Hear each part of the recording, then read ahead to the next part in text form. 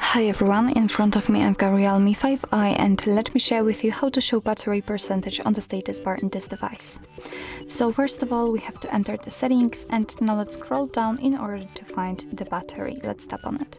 Now we have to scroll down again to find the option which is called show battery percentage on status bar, which is right now obviously turned off because we've got only the battery icon, but after turning it on just by tapping on the switcher you can see that right now inside the battery icon we've got the exact percentage of the usage of the battery.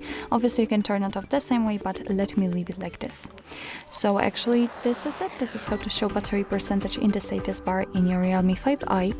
Thank you so much for watching. I hope that this video was helpful, and if it was, please hit the subscribe button and leave the thumbs up.